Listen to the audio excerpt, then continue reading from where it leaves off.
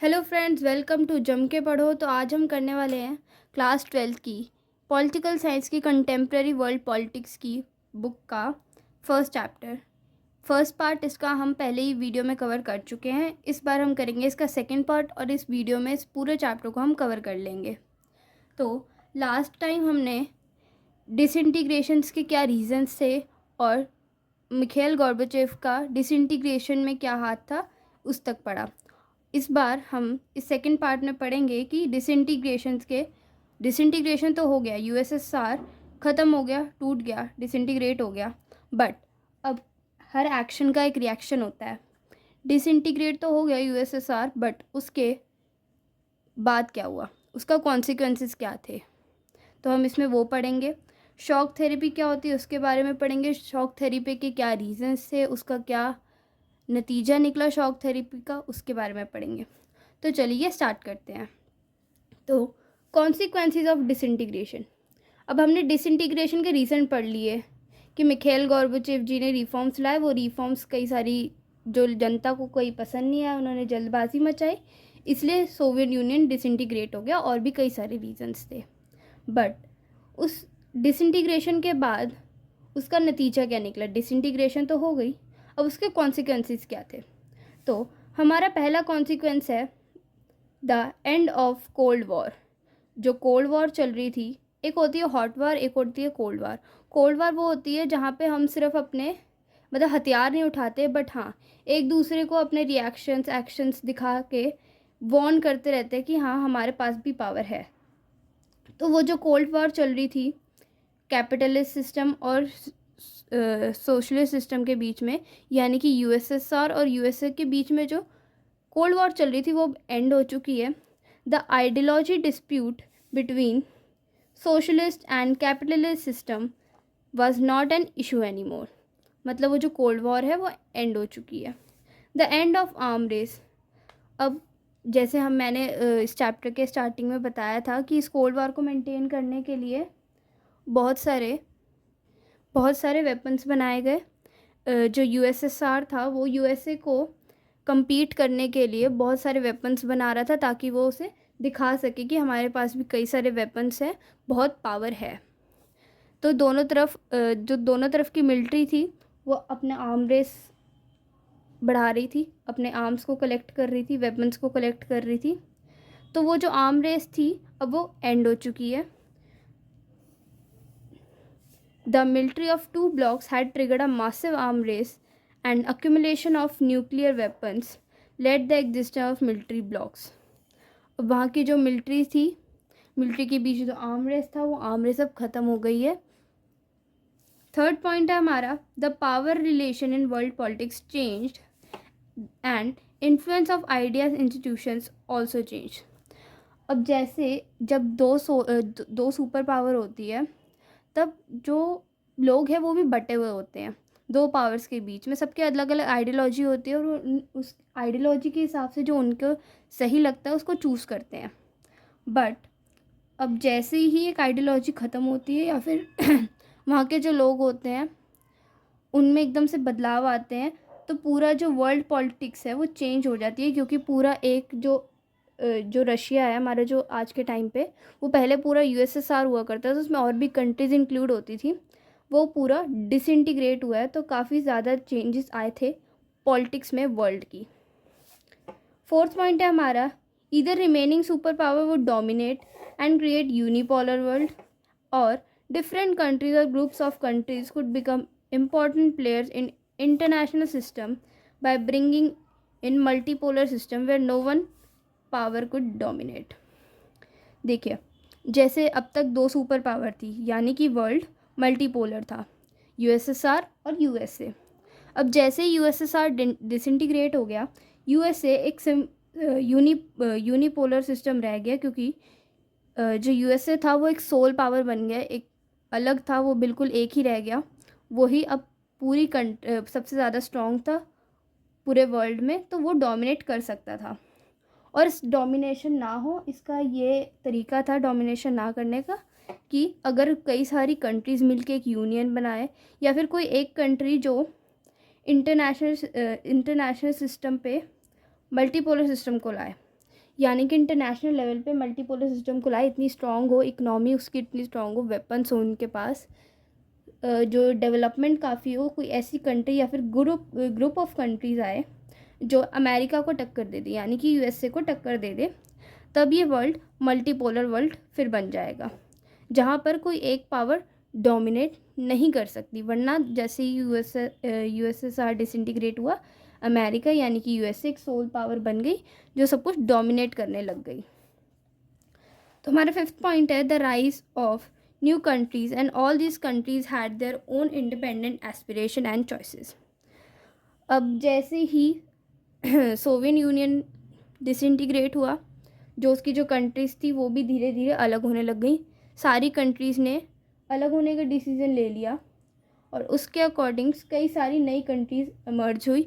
उन्होंने अपना अलग झंडा बनाया, अलग करेंसी रखी, धीरे धीरे वो अलग होते गए सोवियत यूनियन से।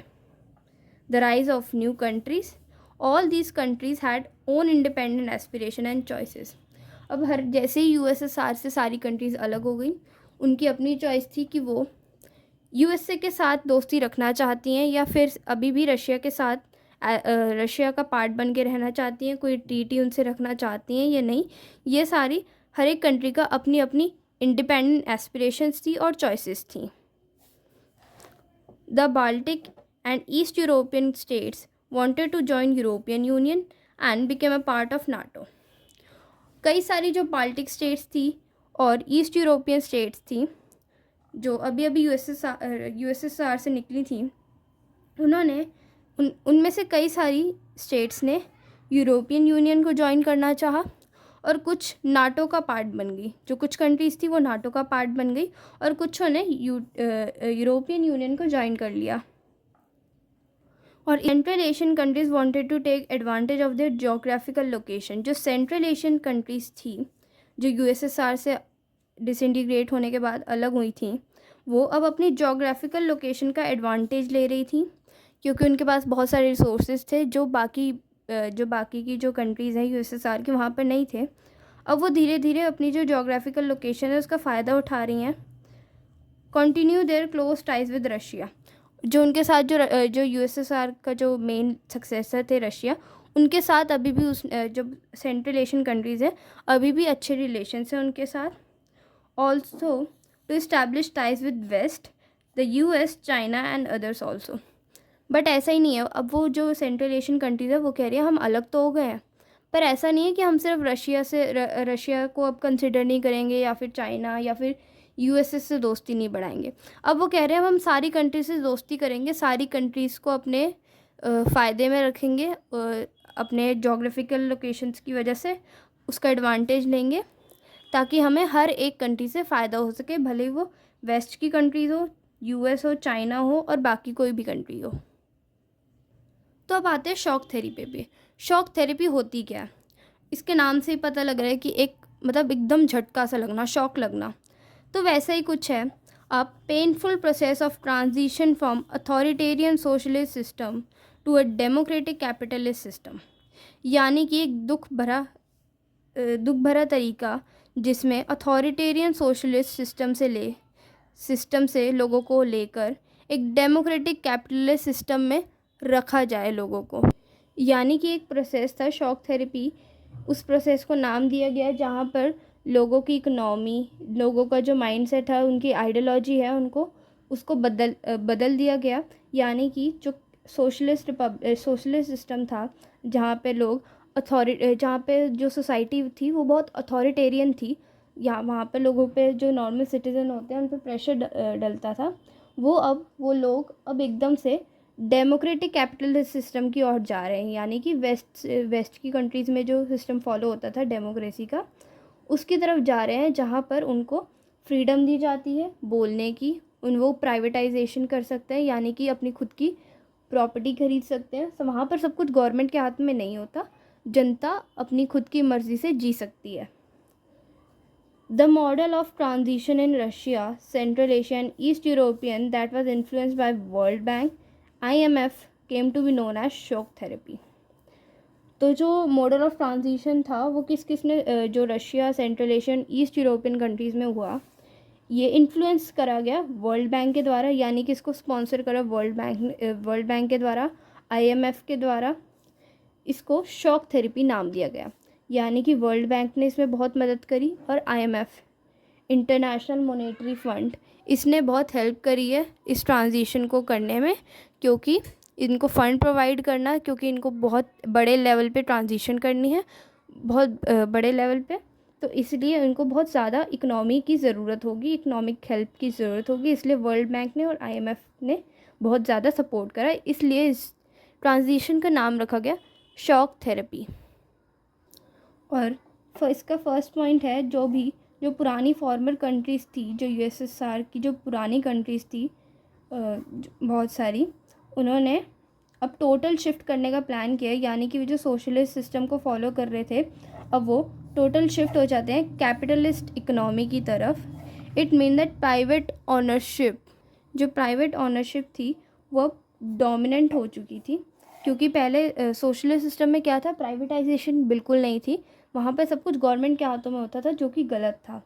अब होता क्या है, जब ये कैपिटलिस्ट इकोनॉमी में आ चुके हैं, इसका मतलब है private ownership was to be a dominant pattern of ownership of property, यानी कि प्रॉपर्टी को ओन कर सकता है एक इंसान, ये एक डोमिनेंट पैटर्न बन चुका था कैपिटलिस्ट इकोनॉमी में।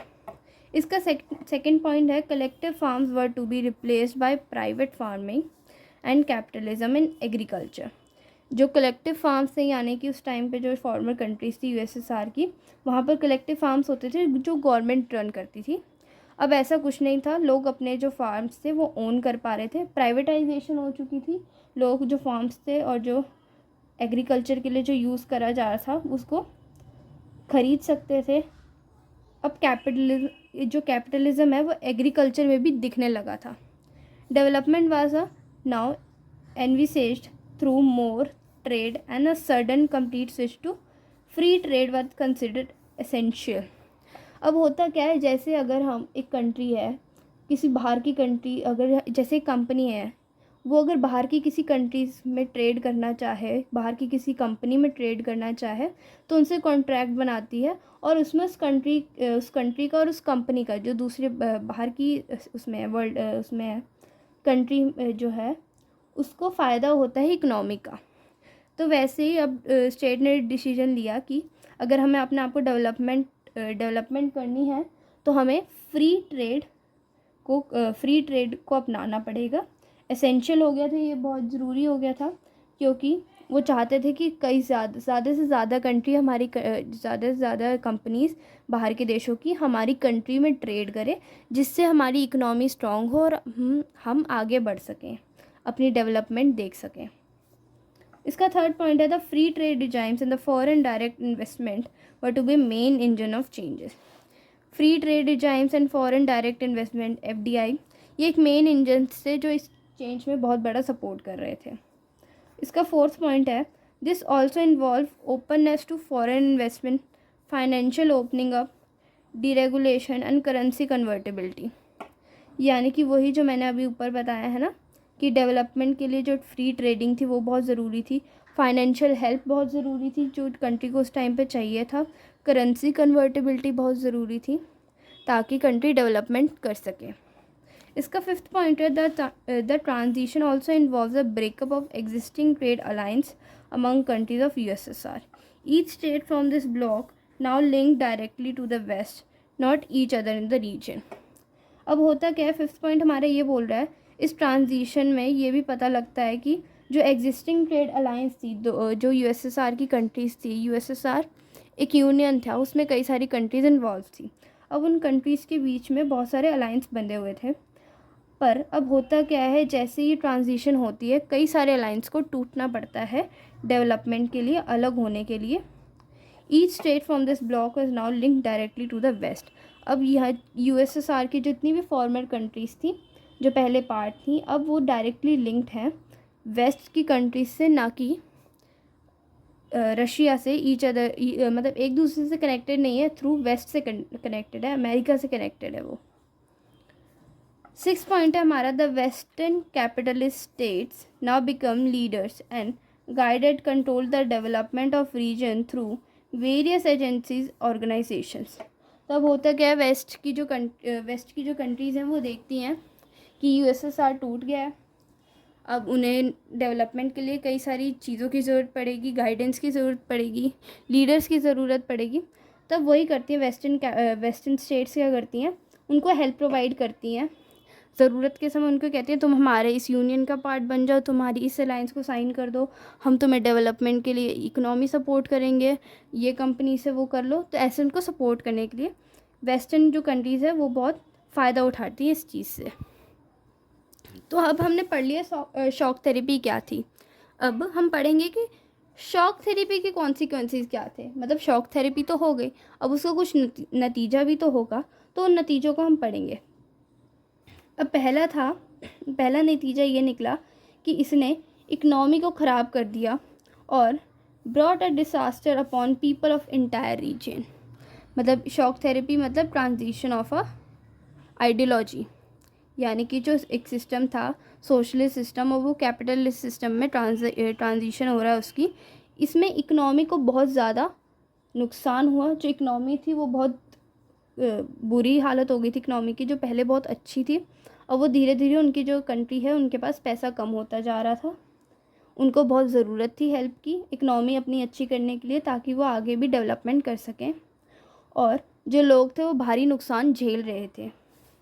दूसरा है, in Russia large state control industries collapsed as about 90% of industries were put up for the sale to private individuals and companies.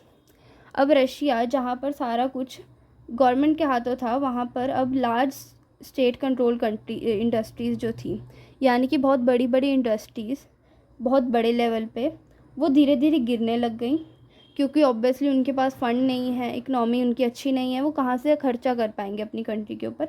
जितनी भी लार्ज बड़ी बड़ी जो कंपनीज थी, इंडस्ट्रीज थी, वो गिरने लग गई। 90% ऑफ इंडस्ट्रीज़ रशिया की, उनको सेल के लिए डाल दिया गया, प्राइवेट इंडिविजुअल्स के लिए और कंपनीज़ के लिए, यानी कि बाहर की कंट्री की कंपनीज़ आए, लोग आए, और जिनके पास पैसा है वो जो हमारे सेल पे लगी हुई लार्ज लेवल की जो इंडस्ट्रीज़ हैं उनको ख़रीद लें, ताकि उनको थोड़ा इकनॉमी हेल्प हो सके कंट्री को, रशिया को। थर्ड पॉइंट हमारा, this was called the largest garage sale in history as valuable industries were undervalued and sold at the throwaway prices. अब जो ये चीज़ हुई रशिया में कि लार्ज स्टेट कंट्रोल इंडस्ट्रीज़ को सेल पे रखा जा रहा था, इसको कहा गया the largest garage sale in history. अगर कभी भी आपसे कोई क्वेश्चन आए कि the largest garage sale in history क्या थी, तो वो इसका मतलब ये होता है कि वैल्यूएबल इंडस्ट्रीज़ को, मतलब जिन इंडस्ट्रीज़ की बहुत वैल्यू थी, बहुत नाम था, उनको अंडर वैल्यू कर दिया गया, क्योंकि इकनॉमी स्ट्रॉन्ग थी नहीं, और उनको बेच दिया गया थ्रो अवे प्राइजेस में। मतलब कहते हैं ना, जितना प्राइस दे रहे हैं तुम लोग, आप ये ख़रीदो और चले, बस इस कंपनी को ले जाओ, हमें पैसा दे दो। ऐसा सिस्टम हो गया था वहाँ पे, क्योंकि उनको पैसे की बहुत ज़्यादा ज़रूरत थी, इकनॉमी की बहुत ज़्यादा ज़रूरत थी। फोर्थ पॉइंट है, all citizen were given vouchers of sale but some sold their vouchers in black market because they needed money. अब देखो, जब उन्होंने लार्ज गैरेज सेल रखी तो उसके ऐसा तो नहीं ना जो आएगा उसको दे देंगे, नहीं, उन्होंने वाउचर्स बनाए। सारे जो सिटीजन्स हैं उनको वाउचर्स बांटे गए, पर सिटीजन्स की भी हालत इतनी बुरी थी, उनके पास भी पैसा बिल्कुल नहीं था। तो उन सिटीजन्स ने भी क्या करा कि जो वाउचर्स थे वो ब्लैक मनी में, ब्लैक मार्केट में बेच दिए गए। मतलब उसका प्राइस बढ़ा के, जो ज़रूर जिनके पास पैसा था उनको बेच दिया, ताकि उनके पास भी जो नॉर्मल सिटीजन्स हैं, उनके पास भी पैसा आ सके वो वाउचर्स बेच के, बिकॉज उनको पैसे की सख्त ज़रूरत थी, क्योंकि गवर्नमेंट अपने उसमें उलझी हुई है कि बॉर्डर कहाँ से क्या करना है, डिवीज़न क्या होना है, यूएसएसआर टूट गई, उसमें लगी हुई है। कंपनीज अपना अपना देख रही हैं कि इनको बेच के हमें अपना वो कमाना है, फ़ायदा कमाना है किसी तरीके से, और बाकी जो जनता है वो भुगत रही है, तो उनको पैसे की ज़रूरत है, तो वो वाउचर्स को ब्लैक मार्केट में ज़्यादा पैसों पे बेच देती हैं और पैसे कमा लेते हैं। फिफ्थ पॉइंट है, the value of rouble decline, the rate on inflation was high at that people loss their saving. अब जो रूबल, उस टाइम पे जो रशिया की जो करेंसी थी रूबल, वो डिक्लाइन हो गई, और और चीज़ों का दाम इतना बढ़ गया कि जो लोग हैं, वहाँ की जो जनता है, वो अपना पैसा खोने लग गया। उनकी जो सेविंग्स थी, खाने के लिए वो पैसा खर्च करते थे, पानी पीने के लिए, ख़रीदने के लिए कुछ भी खर्च करते थे, उनकी जो सेविंग्स थी वो ख़त्म होती जा रही थी। 6 पॉइंट है the collective farm system disintegrated leaves people without food security. Russia started to import The real GDP of Russia in 1999 was below what it was in 1989. अब कलेक्टिव फार्म, पहले ये था कलेक्टिव फार्म होते थे, सबको equal हर चीज़ बढ़ जाती थी। अब हो क्या गया, प्राइवेटाइजेशन हो गई है, जो कलेक्टिव फार्म है वो डिसइंटीग्रेट हो गए हैं। अब जो लोग हैं वहाँ के, जो नॉर्मल सिटीज़न हैं, वो विदाउट फूड सिक्योरिटी के रह गए, उनके पास खाने के लिए कुछ नहीं बचा है। और इसलिए रशिया ने फ़ूड इंपोर्ट करना स्टार्ट कर दिया। रशिया मतलब यानी कि फ़ूड को इंपोर्ट करता था अपनी कंट्री में, बाहर की कंट्री से मंगाता था। हाँ, तो इसमें यही बताया गया कि रशिया ने फ़ूड इंपोर्ट करना स्टार्ट कर दिया, यानी कि फ़ूड मंगाना स्टार्ट कर दिया ताकि वो अपने जो सिटीजन्स हैं उनकी नीड फुलफ़िल कर सके। बट इस चक्कर में और इकनॉमी खर्च हो रही थी और पैसा खर्च हो रहा था। तो जो जीडीपी थी रशिया की 1999 में, वो बहुत ज़्यादा कम थी 1989 के मुकाबले में। हमारा 7th पॉइंट है the old system of social welfare was destroyed. यानी कि जो ओल्ड सिस्टम था सोशल वेलफेयर का, अब वो ख़राब हो चुका था। गवर्नमेंट जो थी वहाँ जो वहाँ की जो गवर्नमेंट थी विड्रॉल कर चुकी थी, और वहाँ के जो कई सारे जो लार्ज सेक्शन ऑफ सोसाइटी थी, यानी कि बहुत सारे जो लोग थे वो पॉवर्टी में अब जाते जा रहे थे। यानी कि जो पहले यूएसएसआर में हो रहा था कि सब इक्वल थे, सबके पास इक्वल पैसा होता था, अब वैसा कुछ नहीं था। अब जितने भी लोग थे, जैसे उनसे सोशल वेलफेयर स्कीम्स छीन ली गई, गवर्नमेंट ने विड्रॉल कर लिया उन स्कीम से। अब जितने भी जनता थी, वहाँ के जो लोग थे, वो गरीबी की ओर जाते जा रहे थे, उनके पास पैसे कम होते जा रहे थे, उनकी सेविंग्स ख़त्म हो रही थी। इसका 8 पॉइंट है a mafia emerged in most of these countries and started controlling many economic activities. Mafias हम सब जानते हैं, वो उस टाइम पे अब मर्ज होना शुरू हो गए, और इन सारी मोस्ट ऑफ दिस कंट्रीज़ में जो माफिया मर्ज होना शुरू हो गए, और धीरे धीरे उन्होंने इकोनॉमिक एक्टिविटीज़ को कंट्रोल करना स्टार्ट कर दिया। वो ज़्यादातर ध्यान देते थे ताकि उनके पास ज़्यादा पैसे आ सकें। जो माफियाज थे वो ये काम करना उन्होंने स्टार्ट कर दिया, और बहुत सारे माफिया इसी टाइम पे इमर्ज हुए। तो अब हमारा 9th पॉइंट है privatization led to new disparities. Post-Soviet states, especially Russia, divided between rich and poor regions. अब कई चीज़ों की प्राइवेटाइजेशन हो गई। अब प्राइवेटाइजेशन से हुआ क्या, जो अमीर लोग थे उन्होंने तो सारी चीज़ें प्राइवेट कर ली, अब उनको महंगे दामों में बेचना शुरू कर दिया। अब प्राइवेटाइजेशन से हो गया ये कि जो स्पेशली रशिया में जो रिच और पुअर के बिटवीन जो डिफरेंस नहीं था पहले, अब वो होने लग गया, क्योंकि अमीरज़ादों ने, जिनके पास पैसा था, उन्होंने सारी चीज़ें प्राइवेटाइजेशन उन्होंने स्टार्ट कर दी, प्राइवेट में उन्होंने ख़रीद ली। अब वो महंगे दामों पे बेच रहे थे, और जो गरीब आदमी है वो गरीब रह जा रहा था, और जो अमीर है वो और अमीर होते जा रहे थे इस तरीके से। 10th पॉइंट है the construction of democratic institution was not given same attention and priority at the demand of economic transformation. जो डेमोक्रेटिक इंस्टीट्यूशंस थे वो इतना अटेंशन नहीं ले पा रहे थे, क्योंकि प्रायोरिटी हमारी ये थी कि इकोनॉमिक ट्रांसफॉर्मेशन करनी है, हमें इकोनॉमी को स्ट्रॉन्ग करना है। यानी कि डेमोक्रेसी पे इतना ध्यान नहीं दिया जा रहा था जितना इकोनॉमी पे दिया जा रहा था, क्योंकि उस टाइम बहुत ज़रूरी था कि हम अपनी इकोनॉमी को स्ट्रॉन्ग कर सकें। The constitution of this countries were drafted in a hurry and most include Russia had a strong executive president with widest possible power that rendered elected parliaments weak. अब होता क्या है, कॉन्स्टिट्यूशन जो इन countries का जो constitution था वो बना बहुत जल्दबाजी में बना, और उनमें रशिया को एक स्ट्रॉन्ग एग्जीक्यूटिव प्रेसिडेंट दिया गया। एक वाइडेस्ट पॉसिबल पावर्स जो थी वो रशिया के पास थी। तो इस वजह से जो बाकी जो स्टेट्स हैं उनका पार्लियामेंट काफ़ी ज़्यादा वीक हो गया था, क्योंकि जो मोस्ट पावर थी वो रशिया को दे दी गई थी, क्योंकि रशिया हेड था यूएसएसआर का और सक्सेसर बन चुका था। In Central Asia, the president had great powers and became very authoritarian. For example, Turkmenistan and Uzbekistan. जो सेंट्रल एशिया की जो कंट्रीज़ थी वहाँ पे जो प्रेसिडेंट था उनके पास ग्रेट पावर्स थी, वो अथॉरिटेरियन बनते जा रहे थे धीरे धीरे। जैसे कि तुर्कमेनिस्तान में और उज़्बेकिस्तान में होता ये था कि जो वहाँ के जो प्रेसिडेंट थे उन्होंने अपने आप को 10 साल के लिए इलेक्ट करा एज अ प्रेसिडेंट। उनके बाद उन्होंने प्रॉमिस करा कि हम चेंजेस लाएंगे, बट उन्होंने नेक्स्ट 10 ईयर्स के लिए अपने आप को फिर से अपॉइंट कर लिया एज अ प्रेसिडेंट। और हमारा लास्ट पॉइंट था, a judicial culture and independence of the judiciary was yet to be establish in most of this countries. यानी कि जो जुडिशरी थी, यानी कि जो डिसीजन पावर थी, वो बहुत ज़रूरी थी और वो धीरे धीरे अभी इस्टेब्लिश होना बाकी थी यूएसएसआर की फॉर्मर कंट्रीज़ में। तो अगला हमारा टॉपिक है टेंशन एंड कॉन्फ्लिक्ट्स। यानी कि अब जैसे यूएसएसआर का डिसइंटीग्रेशन ऐसे तो नहीं हो गया ना, धीरे धीरे कई सारे कॉन्फ्लिक्ट्स आए।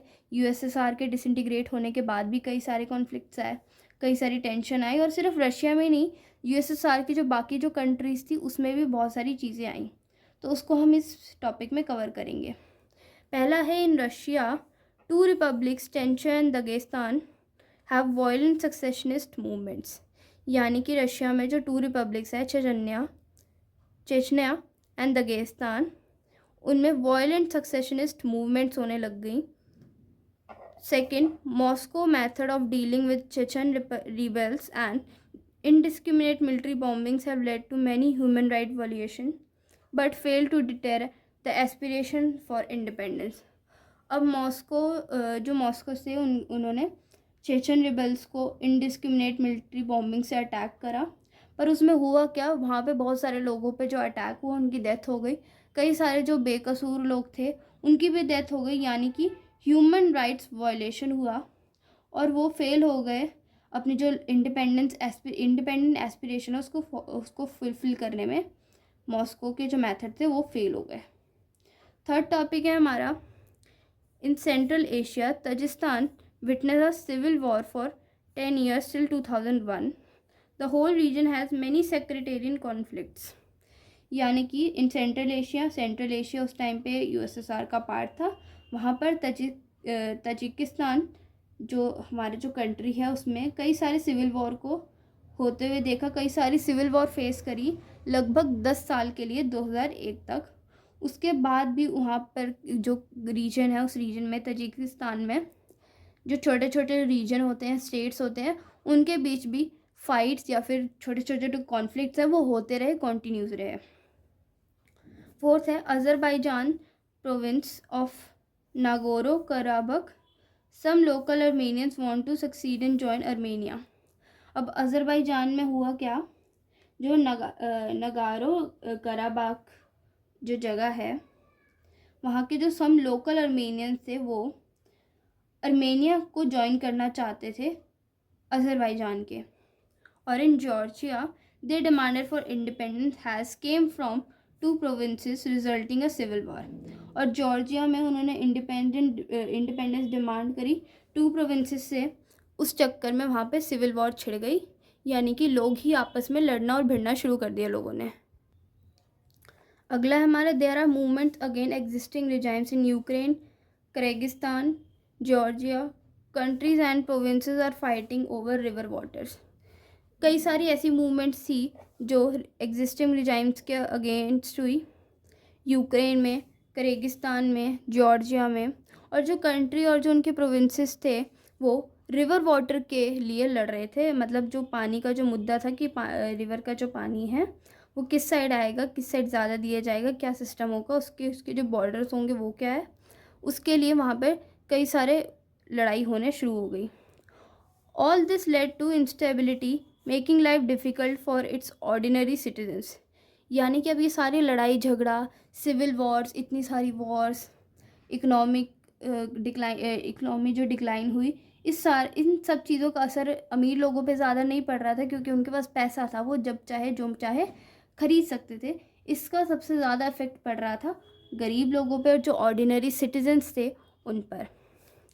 The Central Asian countries are areas with a vast hydrocarbon resources which have brought them economic benefit। यानी कि जो सेंट्रल एशियन रिपब्लिक्स है उनके पास बहुत सारे हाइड्रोकार्बन रिसोर्सेज थे जो इनको इकोनॉमिक बेनिफिट दे सकते थे ट्रेडिंग के थ्रू। तो अब हम आ गए इस चैप्टर के लास्ट टॉपिक पे, India and post communist countries. ये एग्ज़ाम में बहुत इम्पॉर्टेंट है, ज़रूर आ सकता है, भले 5 मार्क्स का है 2 मार्क्स का है। हम इसको अच्छे से समझेंगे ताकि हम आगे इसको एक्सप्लेन कर सकें। फर्स्ट पॉइंट हमारा, India has maintain good relations with all post communist countries but India has a strongest relation with Russia. उसमें पूछा गया कि डिसइंटीग्रेशन के बाद जो इंडिया है और जो बाकी जो पोस्ट कम्युनिस्ट कंट्रीज़ है उनका क्या हुआ, उनका रिलेशन कैसा था, वो लड़ते थे झगड़ते थे या अच्छा था। तब हम इसमें देख रहे हैं कि इंडिया ने सारे जो भी पोस्ट कम्युनिस्ट कंट्रीज थी ना, कोई भी, सबके साथ अच्छा रिलेशन बना के चला था। बट आफ्टर यूएसएसआर के डिसइंटीग्रेशन के बाद भी अच्छे रिलेशन उसने बनाए। बट जो इंडिया का था वो स्ट्रॉन्गेस्ट रिलेशन था रशिया के साथ। वो क्यों है हम आगे देखेंगे। Indo-Russian relations are embedded in a history of trust and a common interest and are matched by people perceptions। यानी कि जो इंडिया और रशिया के जो रिलेशन है वो हिस्ट्री से एक दूसरे पे ट्रस्ट के थ्रू, कॉमन इंटरेस्ट के थ्रू जुड़े हुए हैं, और जो पीपल के जो परसेप्शंस है वो मैच करते हैं, जो आइडियोलॉजी है, वो जो थिंकिंग है लोगों की, जनता की, वो एक दूसरे से मैच करते हैं, ट्रस्ट करते हैं और इनके कॉमन इंटरेस्ट हैं। इसलिए इंडिया और रशिया के रिलेशंस काफ़ी अच्छे हैं हिस्ट्री से। थर्ड है, India and Russia have sign more than 80 bilateral agreement as a part of Indo Russian strategic agreement of 2001। यानी कि इंडो रशियन स्ट्रेटेजिक एग्रीमेंट हुआ था 2001 में, उसके थ्रू 80 बिलेटरल से भी ज़्यादा, यानी कि 80 से भी ज़्यादा एग्रीमेंट साइन हो रखे हैं इंडिया और रशिया के बीच बहुत सारी चीज़ों को लेकर। फोर्थ पॉइंट है हमारा, Russia stands with India on issues like Kashmir, energy supply, sharing info of international terrorism, assess of central Asia, balancing it's relation with China. यानी कि रशिया जो है वो इंडिया को बहुत सपोर्ट करता है कई सारे मुद्दों में, जैसे कश्मीर का जो इशू है कि जो कश्मीर का जो जितना भी इशू है कि बीच जो कॉन्फ्लिक्ट चल रहा है पाकिस्तान और इंडिया के बीच, वो सारा रशिया इंडिया के लिए स्टैंड लेता है, इंडिया के लिए खड़ा होता है, उसको एनर्जी सप्लाईज करता है।